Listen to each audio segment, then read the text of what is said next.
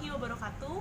Perkenalkan, nama saya Tasya Sofiana dengan NPM 1811010043. Di video kali ini saya akan mempraktikkan praktikum pembelajaran akidah akhlak dengan materi kelas 12 semester 2, menghindari akhlak tercela.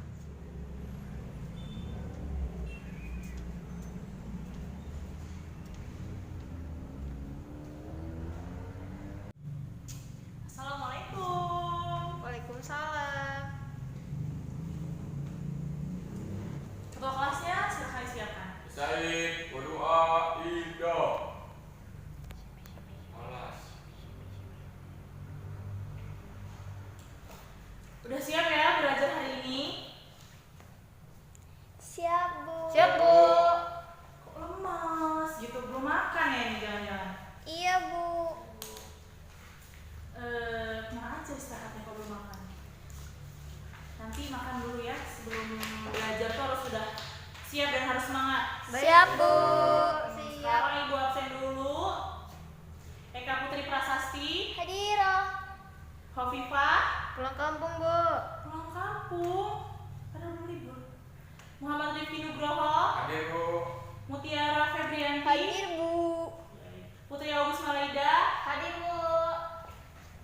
Ira Setiawati, Sakit. sakit, semoga cepat sembuh Ira. Nah, hari ini pelajaran akidah akhlak kita akan memasuki bab menghindari akhlak tercela. Akhlak tercela itu kan banyak ya, tapi hari ini kita akan mempelajari tentang yang pertama, fitnah, namimah, dan ghibah. Kibah. Gak asing ya sama kata-katanya? Iya, Bu. Yang pertama, fitnah. Nah, fitnah itu apa sih? Fitnah itu adalah sifat yang tercela dan sangat-sangat tidak diperbolehkan kita untuk memilikinya. Fitnah itu sifat yang gimana? Sifat dimana kalau kita mau membicarakan suatu kebohongan, lalu kita menyebarluaskannya, itu namanya fitnah. Entah itu tentang sifat seseorang, tentang kejadian sesuatu, atau tentang apapun yang tidak sesuai dengan fakta, kemudian kita besar-besarkan dan kita bagikan kepada orang lain. Itu namanya fitnah. Fitnah ini motivasi, maksudnya sebab orang melakukan fitnah itu banyak.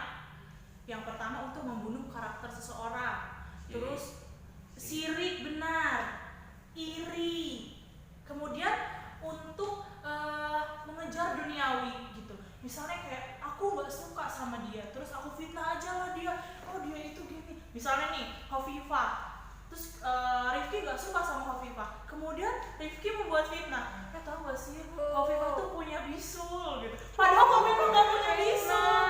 Nah itu namanya fitnah dan itu nggak boleh, karena kalau misalnya Rifki membagikan fitnahan Khofifah punya bisul terus kesebar, Khofifahnya jadi malu ya kan, Khofifah jadi nggak pede, membunuh karakter Khofifah, namanya pembulian, itu nggak boleh. Nah, gimana sih caranya kita untuk terhindar dari fitnah? Itu yang pertama adalah mendekatkan diri kepada Allah. Rajin-rajin baca Al-Quran. Rajin-rajin mensyukuri apa yang kita punya. Hindari iri, hindari dengki, karena itu awalnya yang menyebabkan kita ingin menjatuhkan seseorang. Gitu. Padahal tanpa harus menjatuhkan, kalau memang kita baik, semua orang pasti tahu kita itu baik. Tanpa harus kita menyebar fitnah tentang seseorang. Kalau misalnya kita udah punya sifat yang baik atau kita memiliki kecerdasan atau apa, tanpa harus menjatuhkan orang lain pun, orang-orang udah tahu kita gimana. Percaya diri aja dan mensyukuri apa yang ada di dalam diri kita.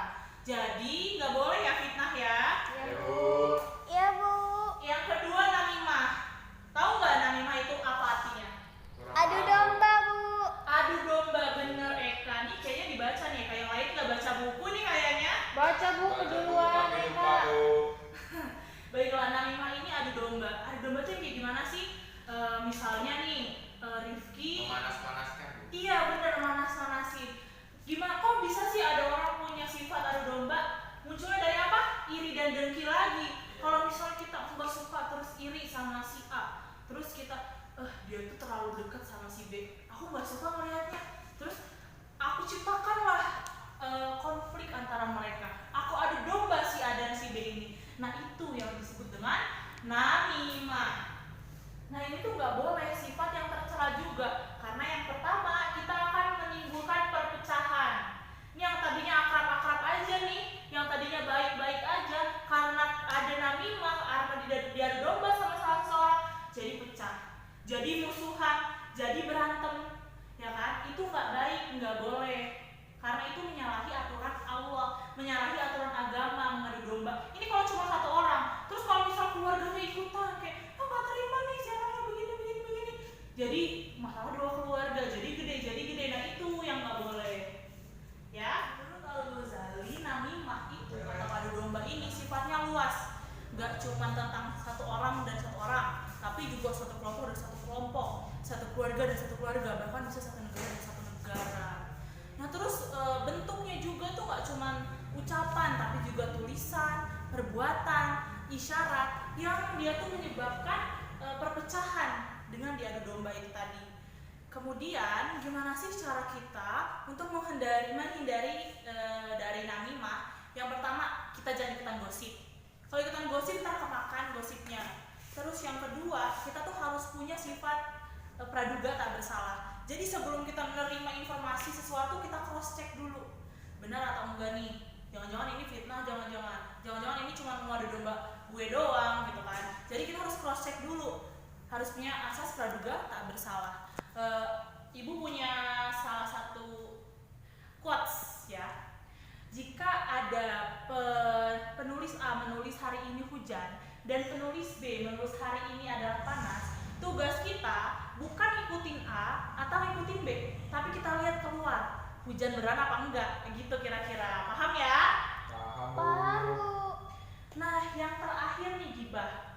Ini ini tuh benar-benar dosa yang dinormalize. Kayaknya semua orang kayak udah nggak apa-apa, atau kayak dosa yang pasti kita pernah, semoga aja enggak, tapi kayaknya kebanyakan melakukan. Gibah tuh apa sih? Kalau di bahasa Indonesia, gibah tuh artinya menggunjing. Ngomongin orang, Bu. Iya tuh benar, ngomongin orang, ngomongin kejelekan orang, itu namanya gibah. Nah gibah itu nggak boleh. Kenapa nggak boleh? Karena yang kita omongin tentang orang itu, walaupun itu fakta, itu bisa menyakiti hatinya. Sebelum kita ngomongin orang, sebelum ngomong kejelekan orang, lebih baik kita bercermin dulu, kita udah baik apa belum sih? Apakah kita sebaik dia? Terus apakah kita ini pantas untuk mengucapkan hal-hal ini? Nanti kalau dia sakit hati, gimana? Kita digituin mau apa enggak? Nah, gitu. Secara istilahnya, gibah ini berarti mengemukakan atau membicarakan perihal orang lain yang apabila orang lain tersebut mendengarnya, maka ia tidak akan menyukainya. Nah, gibah ini mencakup ada hal fisikal gitu, kayak ih lu gendut deh. Itu termasuk kita membuli ya. Terus kayak kita nggak sih, dia tuh gendut banget tahu. Itu termasuk gibah tuh nggak boleh tuh. Terus tentang misalnya maaf banget yang bilang, dia tuh anak haram loh, dia tuh anaknya orang miskin loh, dia tuh anaknya bapaknya tuh ini loh, pemulung loh, dan lain sebagainya. Itu kita nggak boleh membicarakan hal-hal yang kayak gitu, karena itu akan menyakiti hatinya. Biasanya nih kalau di tongkrong-tongkrong tuh gini bahasanya, gua sih bukannya mau ngomongin orang ya, tapi nah itu tuh udah pasti gibah. Kalau nggak mau ngomongin, apa yang diomongin, kayak gitu nggak boleh ya teman-teman. Bu, kalau Ya? ngomongin baik-baik tapi di belakang dia itu namanya gibah bukan? Kalau ngomonginnya baik-baik, itu nggak gibah. Kenapa? Karena gibah nih yang diomonginnya yang sekiranya akan menyakiti hatinya. Kalau misalnya kita ngomongin, si Om itu baik banget loh sama gue, kira-kira Om Pipa kalau dengarnya bakal sakit hati apa enggak? Enggak. Enggak kan? Bu. Berarti bukan gibah, karena kita ngomongin sesuatu hal yang akan disukai Pipa, seperti itu. Kalau kebalikannya kayak, Pipa itu dekil banget sih. Dan itu kalau misalnya Pipa dengar sakit hati kan? Saya sakit hati, Bu. Itu namanya gibah, itu yang namanya nggak boleh. Nah kalau misalnya kita itu mau ngomongin keburukan orang, sebelum terucap kita kaca dulu sama diri kita. Aduh nanti dia sakit hati nggak ya? Aduh kalau gua diomongin gitu, kira-kira gimana nih?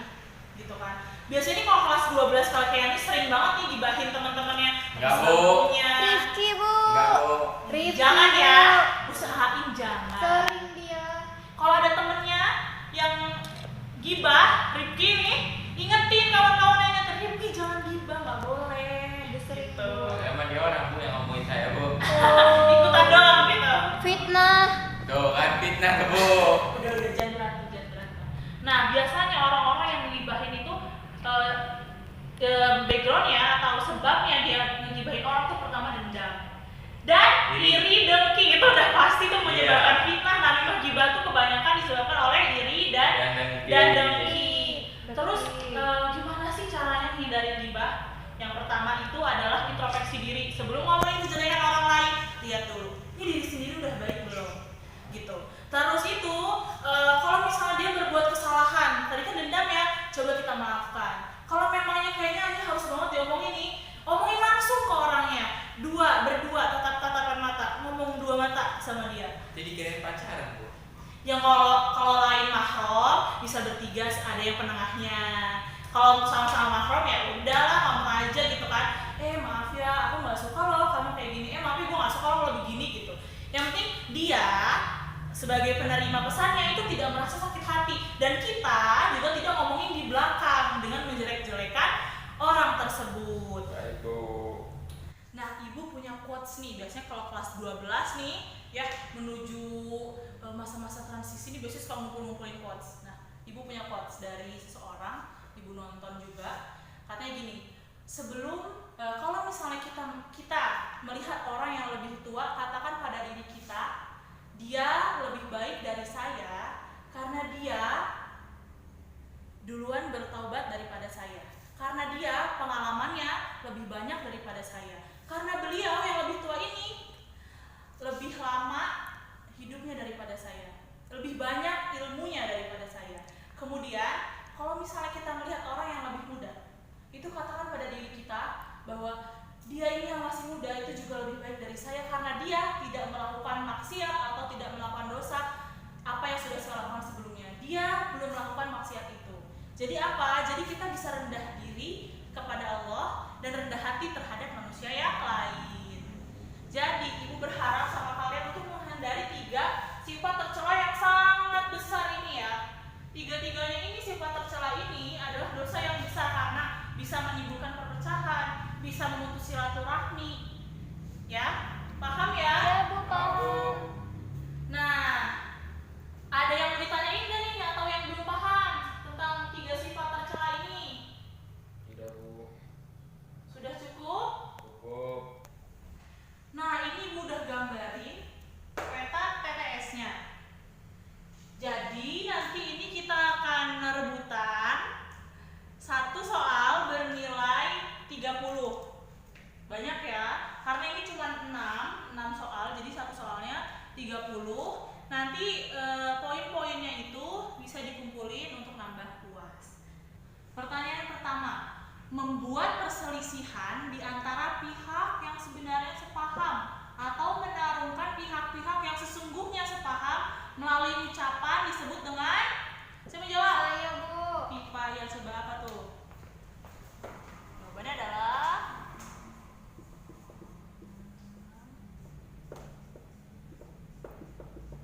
iya benar. Pipa dapat 30 poin. Kasih Bu. Kita tulis ya di sini. Oh, Pipa dapat 30. Terus pertanyaan kedua. Pertanyaan 2 mendatar ya, udah ada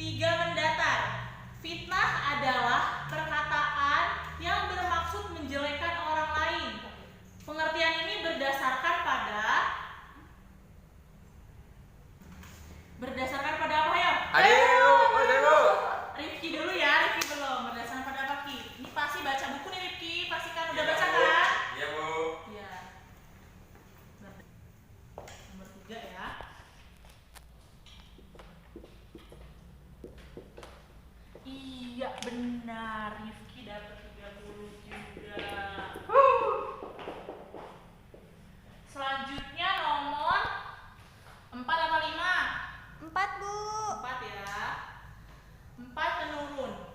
Pertanyaannya adalah Surat Al-Hujurat ayat 12 adalah ayat yang mengemukakan tentang Saya Bu.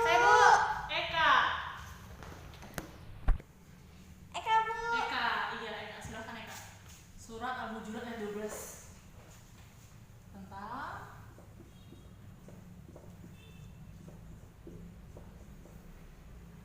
Iya benar, Eka juga dapat 30. Ya nambah loh. Sekarang tinggal nomor 5 dan 6. Nomor 5 dulu ya. Pertanyaannya adalah nomor 5. 5 data. Perkataan bohong yang disebarluaskan tanpa adanya bukti disebut. Eka Bu. Eka, Eka lagi, Eka duluan nih. Silakan Eka. Perkataan bohong yang disebarluaskan. Fitnah, benar. Eka dapat 3 poin lagi. Pertanyaan terakhir, jeng jeng jeng jeng. Nomor 6 mendatang. Gibah berasal dari bahasa Arab yaitu siapa yang menjawab ayo? Gibah berasal dari bahasa Arab. Kaki. Nah, nomor terakhir nih. Siapa yang mau jawab? Hai Bu. Saya Bu. Rifki duluan. Ayo Rifki. Gibah berasal dari bahasa Arab. Apa tuh? Bahasa Arabnya katanya.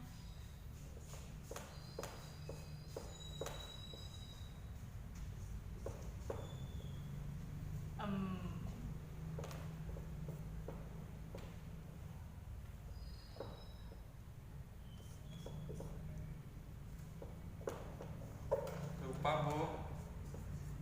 Nah, benar. Gibah itu berasal dari kata gabah, artinya tujuan. Nah, udah selesai ya. Rifki ada tambahan 30 poin. Sama semua nih, dapat 60 semua. Nah, poinnya ditulis di lembar kertas di buku akidah. Nanti Ibu tanda tanganin ya. Iya Bu. Karena pelajaran hari ini waktunya udah habis. Semuanya udah bisa paham kan pelajaran hari ini? Gak ada yang ditanyain kan? Paham Bu. Paham? Paham. Jadi Ibu berharap kalian semua bisa menghindari 3 sifat yang udah dipelajari hari ini ya. Iya Bu. Iya Bu. Nah, karena pelajaran udah habis, maka Ibu akhiri pelajaran kita hari ini. Ibu mohon maaf apabila ada kesalahan baik dari ucapan Ibu atau perilaku Ibu yang mungkin menyakiti kalian. Ibu mohon maaf dan kepada Allah Ibu mohon ampun. Ibu akhiri wassalamualaikum warahmatullahi wabarakatuh. Waalaikumsalam warahmatullahi wabarakatuh. Kemungkinan minggu depan kita juga akan mengadakan permainan-permainan yang sama. Jadi siap-siap ya. Harus giat dan semangat ngumpulin poin-poinnya. Iya Bu. Ibu duluan ya. Iya Bu.